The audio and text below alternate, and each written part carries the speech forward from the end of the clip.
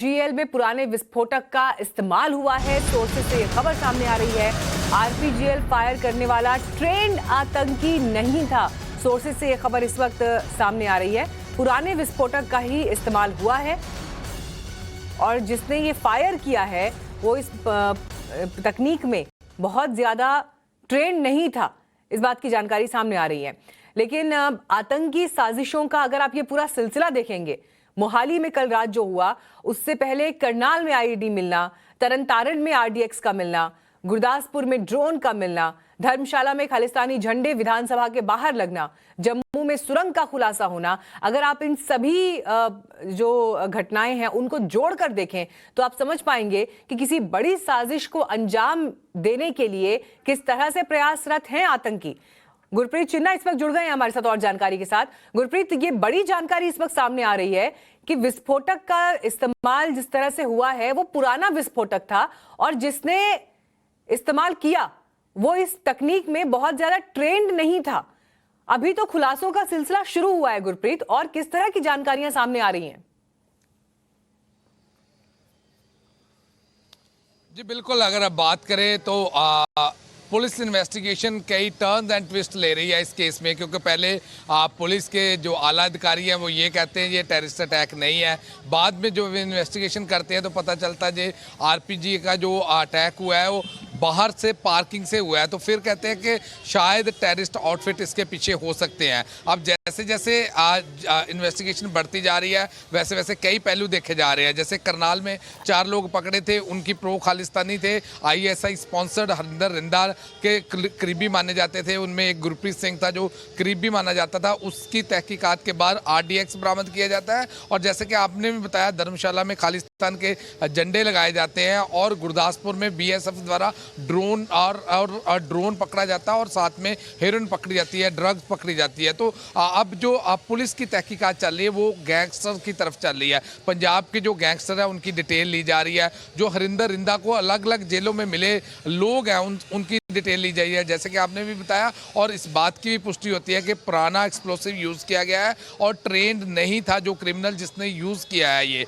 तो कहीं ना कहीं ये लग रहा है कि जैसे जो गैंगस्टर पंजाब से इन टच थे हरिंदर रिंदा के साथ, उनको यूज़ किया गया। इसीलिए जो आला अधिकारी है वो ये बता रहे हैं कि जितने भी क्रिमिनल बैकग्राउंड के लोग हैं उनके घरों में रेड की जा रही है, उनसे पूछताछ की जा रही है, उनसे चेक किया जा रहा है कि वो अगर बेल में है तो कहाँ पे है, उनकी अवेलेबिलिटी का है। और कुछ फ़ोन नंबर, कुछ ऐसे नंबर यहाँ पे उस टाइम पे देखे जा रहे हैं 7 बजे से लेके 9 बजे तक जितनी भी टावर लोकेशन है वो खंगाले जा रहे हैं, सीसीटीवी कैमरा खंगाला जा रहा है। एक बार हम तस्वीरें हमारे सहयोगी भवतोष भी जुड़ गए हैं और जानकारी के साथ।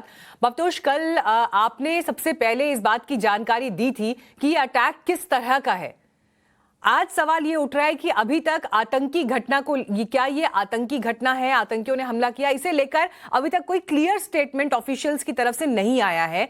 लेकिन जिस तरह की जानकारियां सामने आ रही हैं कि आरपीजीएल फायर करने वाला ट्रेंड आतंकी नहीं था, पुराने विस्फोटक का इस्तेमाल हुआ है, ये जानकारियां किस तरफ इशारा कर रही हैं? देखिए, ये एकदम क्लियर है कि ये आतंकवादी अटैक है, क्योंकि वेरी फैक्ट कि इसमें रॉकेट प्रोपेल्ड ग्रेनेड लॉन्चर का यूज हुआ है और इसमें एक्सप्लोसिव्स भी यूज हुआ है। भले ये पुराने एक्सप्लोसिव्स है, लेकिन जितना ये डेयरिंग अटैक है, जितना ये मतलब आप कह सकते हैं कि जितना ऑडिशियस अटैक है, इससे साफ लग रहा है कि ये एक टेरर अटैक है। और आप ये देखिए, इसमें जो टारगेट है, ये इसमें टारगेट ही पंजाब इंटेलिजेंस डिपार्टमेंट है। इसका साफ ये दिखा रहा है कि इसमें की पूरी एक ढंग से अटैक इसलिए किया गया है क्योंकि जो टेरर ग्रुप है वो ये कह रहे हैं कि हम उस बिल्डिंग को अटैक करेंगे जो ऑर्गेनाइजेशन टेरर ग्रुप्स के बारे में जानकारी इकट्ठा कर रहा है। देखिए, जब भी कोई आतंकवादी संगठन अटैक करता है वो एक बेसिकली वो ये बताना चाहता है वो अटैक क्यों कर रहा है। इंटेलिजेंस डिपार्टमेंट पे अटैक करने के साफ मतलब है कि उनकी मंशा क्या है, वो क्या करना चाहते हैं।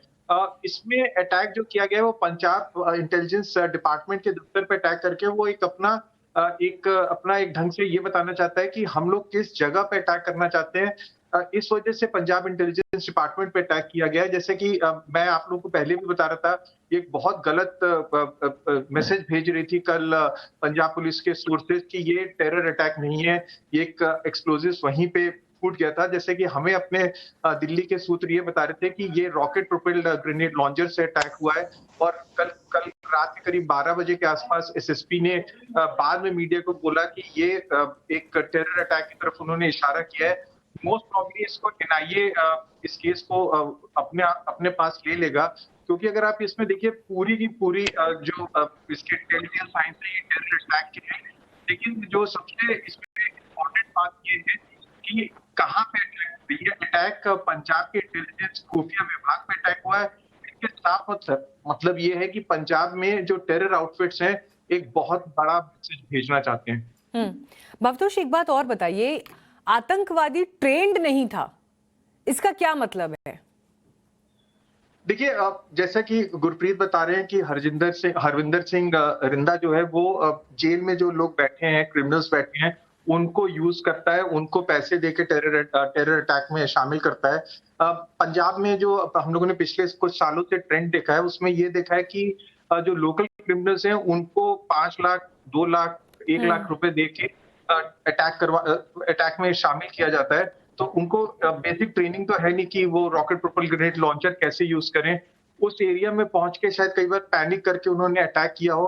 रॉकेट प्रोपेल्ड ग्रेनेड लॉन्चर का यूज करना इतना आसान नहीं होता है, और एक्सप्लोजिव भी इसमें काफी पुराना है। ये हमें जानकारी मिली है कि इसमें जो एक्सप्लोजिव्स हैं वो काफी पुराना यूज किया गया है। इसी वजह से उतना ज्यादा डैमेज नहीं हुआ है, लेकिन उन्होंने अपना मैसेज भेज दिया है। मैसेज ये है कि हमने एक बहुत बड़ी साजिश में पार्टिसिपेट किया है और सक्सेसफुल भी हुआ है।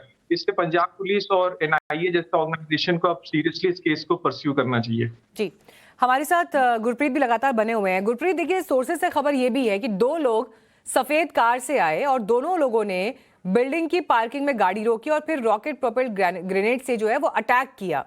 क्या जानकारी मिली है अभी तक इन 2 लोगों को लेकर? किस तरह का जो है इनको लेकर इनपुट्स अभी तक एजेंसीज के पास हैं?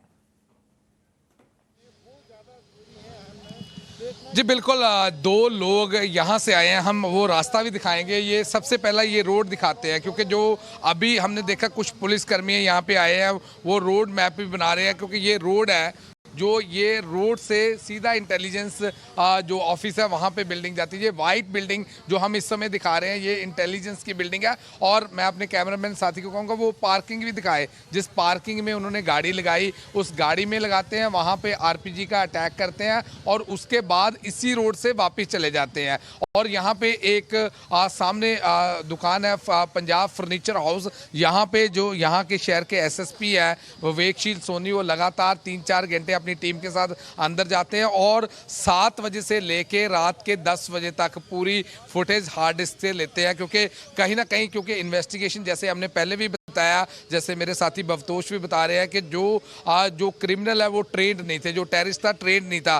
तो इस बात की तहकीकात की जा रही है, इस बात की इन्वेस्टिगेशन की जा रही है कि जो लोग गैंगस्टर जेल्स में है और जेल्स में जो लोग हरिंदर रिंदा के साथ किसी न किसी सोच से टच में है, कहीं उनको इस्तेमाल तो नहीं किया। जो लोग बेल पे है उनसे भी पूछताछ की जा रही है। और जो सूत्रों के हवाले से खबर आ रही है कि जितने भी पंजाब के पुलिस स्टेशन है, जितने भी डिस्ट्रिक्ट्स हैं, उनसे डिटेल मांगी गई है। सीनियर अधिकारी उनको हमेशा लगातार उसको डिस्कस कर रहे हैं कि कौन कौन लोग कहाँ कहाँ हैं और किस क्रिमिनल की क्या इन्वॉल्वमेंट है। क्योंकि अगर हरिंदर सिंह रिंदा की बात की जाए तो वो भी पहले पंजाब में गैंगस्टर रहे हैं, काफ़ी उन पे केसेस है और उसके बाद वो गैंगस्टर टर्न टेररिस्ट है जो अभी पाकिस्तान से ऑपरेट कर रहे हैं। और लगातार जो पिछले दिनों में जैसे आरडीएक्स बरामद होता है तरनतारन में, वहाँ पे 2 लोग अरेस्ट होते हैं, उनकी इन्वॉल्वमेंट रिंदा के साथ निकलती है। ऐसे ही जो करनाल में 4 लोग गिरफ्तार होते हैं, उसमें बड़े मात्रा में एक्सप्लोसिव मिलता है। जो तेलंगाना में जाना था उसमें हरिंदर रिंदा की इन्वेस्टिगेशन में उनका नाम आता है। और उसके बाद